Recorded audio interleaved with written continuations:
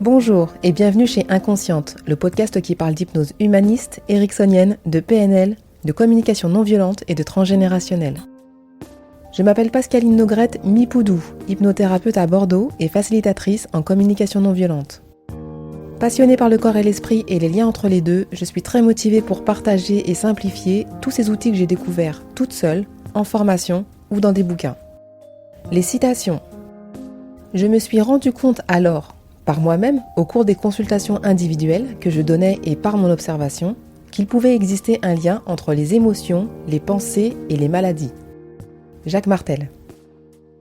Parce que, pour aller mieux, nous avons tous mis en place des stratégies de survie, souvent très puissantes et très efficaces, grâce auxquelles nous pouvons avancer sans devoir affronter ce qui nous fait souffrir, au plus profond de nous. Myriam Brousse. Parce que la souffrance de l'autre nous dérange moins cachée qu'affichée, nous l'y enfermons alors que de lui ouvrir nos oreilles lui délirait le cœur. Dr Vincent Pointillard.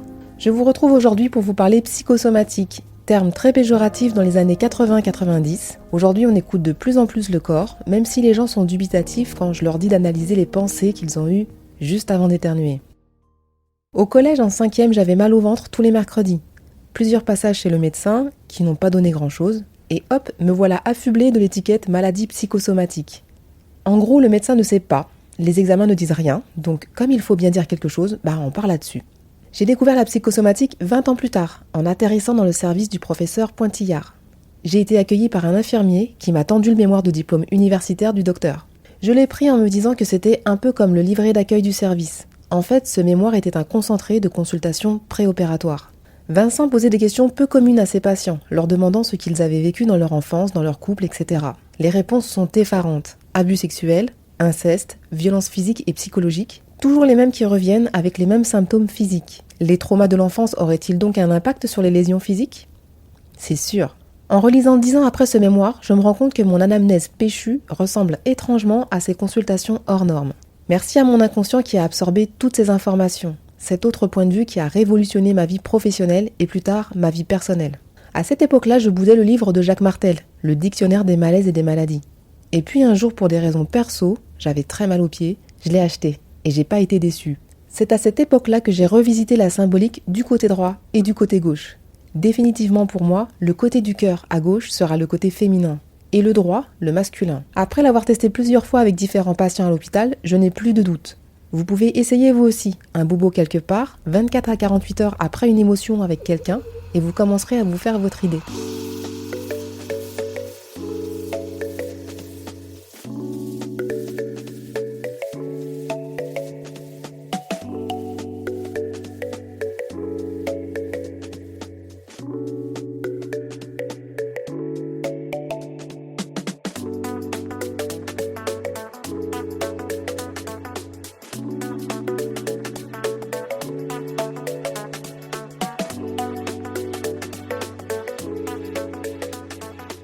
J'en parlais sur un direct Instagram il y a quelques temps, en début novembre.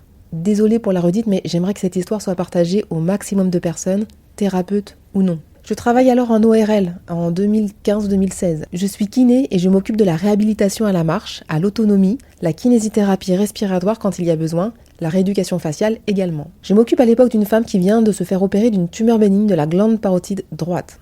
Schématiquement, la partie juste devant l'oreille. Tout se passe bien pour elle, la cicatrice est propre, elle sort rapidement de l'hôpital pour quelques jours de convalescence avant de reprendre son travail. Le lundi suivant, je retourne bosser. Devant mon écran d'admission des patients, je revois son nom sur le logiciel. Oh, stupeur! Je lis rapidement qu'elle est revenue à l'hosto dimanche pour un abcès purulent qui a dû être collecté. Ça veut dire qu'il faut qu'on enlève tout ce qu'il y a dedans.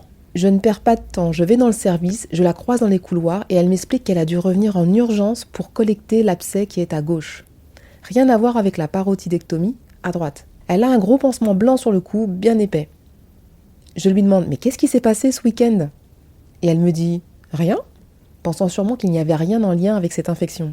Je lui sors ma petite pseudo-science en lui disant que la zone de la gorge nous indique que c'est quelque chose qu'on n'a pas dit, pas avalé, qui nous est resté en travers de la gorge. Le côté gauche est résolument représentatif du féminin et qu'elle a peut-être été en difficulté de s'exprimer avec une fille, une sœur, une mère, une tante, une copine, je ne sais pas. Elle s'effondre en pleurs dans le couloir en me disant qu'elle s'est fâchée avec sa sœur le samedi. Elles se sont dit des mots très durs, mais elles ont eu la sagesse de se séparer avant que ça n'aille trop loin. Elle me demande si ça pourrait avoir un rapport avec son abcès. je prenais déjà ma position basse de thérapeute en lui répondant que je n'en savais rien. Elle me demande ce qu'elle doit faire.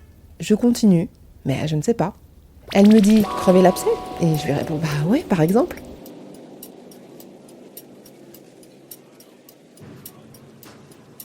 Un autre patient, une autre pathologie, la névrite vestibulaire. Il est plutôt jeune, pas encore 40 ans, admis dans le service pour névrite vestibulaire.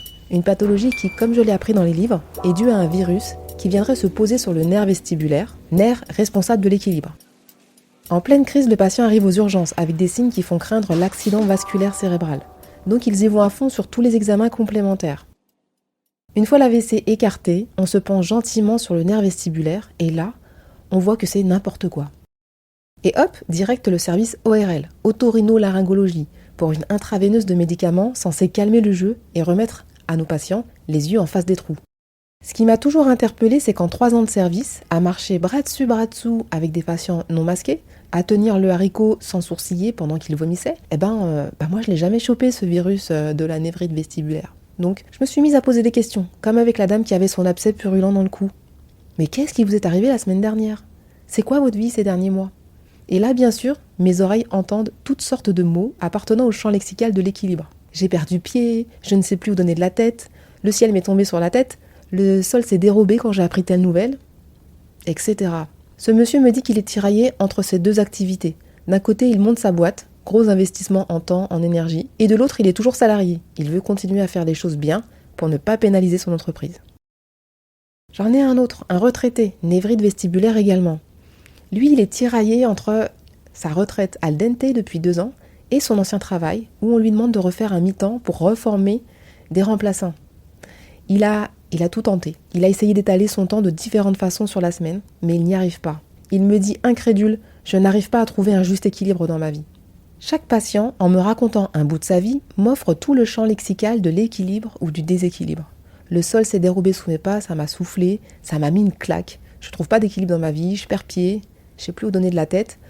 Il suffit d'un changement de rythme, une bonne part de loyauté, une pincée de culpabilité, et c'est parti pour une somatisation bien comme il faut.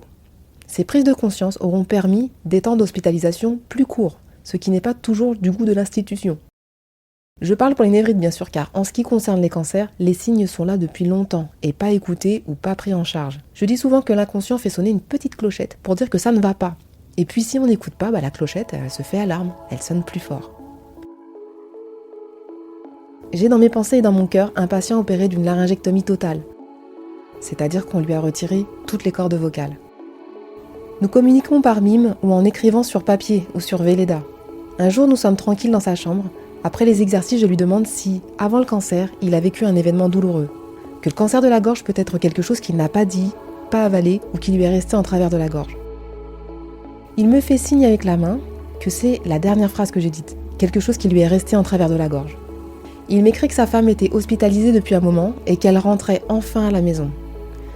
Malheureusement, dans l'ambulance qui l'a ramenée chez eux, elle a fait un arrêt cardiaque. L'ambulance fait demi-tour pour retourner à l'hôpital, pour tenter de la réanimer. Il a été prévenu par téléphone que sa femme ne rentrerait jamais. C'est, je pense, la première fois que je faisais de l'hypnose pour faire un deuil à l'hôpital. Je ne vous ai pas parlé de moi et de mon côté purement psychosomatique, mais je pense que c'est bien ridicule face à la souffrance de certains de mes patients. Si vous vous intéressez à la psychosomatique, je vous propose un lien vers le mémoire du professeur Vincent Pointillard, avec son aimable autorisation. Vous pouvez aller voir aussi du côté de Jacques Martel, le dictionnaire des malaises et des maladies, plus pointu aussi le livre du docteur Alain Exposito, Mortelles émotions, et aussi Votre corps a une mémoire de Myriam Brousse. Un livre que j'ai l'impression que j'aurais pu écrire. Je vous rappelle les citations. Je me suis rendu compte alors par moi-même, au cours des consultations individuelles que je donnais et par mon observation, qu'il pouvait exister un lien entre les émotions, les pensées et les maladies. Jacques Martel. Parce que, pour aller mieux, nous avons tous mis en place des stratégies de survie, souvent très puissantes et très efficaces, grâce auxquelles nous pouvons avancer sans devoir affronter ce qui nous fait souffrir, au plus profond de nous. Myriam Brousse. Parce que la souffrance de l'autre nous dérange moins cachée qu'affichée, nous l'y enfermons alors que de lui ouvrir nos oreilles lui délirait le cœur. Professeur Vincent Pointillard. Voilà, en tout cas, j'espère que cet épisode vous a plu. Retrouvez-moi sur Instagram podcast-inconsciente. De nouveau sur thérapeute.com pour les rendez-vous visio ou présentiels. Inscrivez-vous sur la newsletter de Ocha pour les coulisses du podcast. Pensez aux 5 étoiles et aux commentaires pour que ce podcast soit écouté encore plus largement, sur Apple Podcast notamment. Petit message pour les hypnos et autres thérapeutes bordelais, je cherche à nous regrouper pour boire un verre tous ensemble. N'hésitez pas à me contacter. Je vous remercie et je vous dis à très bientôt. Et puis je continue avec la suite de Vincent dans son mémoire. Mais mes histoires n'intéressent personne. À qui je vais en parler si jamais j'en ai envie ? On trouve. Avant c'était le curé, le médecin de famille, mais ils n'ont plus le temps. On devrait être des techniciens. Maintenant il reste des kinés. Eux ils touchent, parlent, et les patients en général ont une grande confiance en eux. Ils sont contents. Je ne vais pas aller chez le kiné pour parler ? Non, pas pour. Mais pendant que vous y êtes, ce n'est pas plus cher. Ne vous énervez pas et écoutez-moi. Un bon mécano, avant de démonter un moteur, il l'écoute tourner presque religieusement. Il le pousse un peu et il l'écoute. Et il sent la panne avant même de la comprendre pour la réparer. Je ne suis guère plus qu'un mécano. J'écoute le cœur ronronner et je me fais une idée. Vous connaissez l'expression « un imbécile heureux » ? Eh bien, si on n'est pas totalement imbécile, excusez-moi, vous ne me le paraissez pas, eh bien, il n'est pas tout à fait facile d'être heureux. Alors on l'exprime.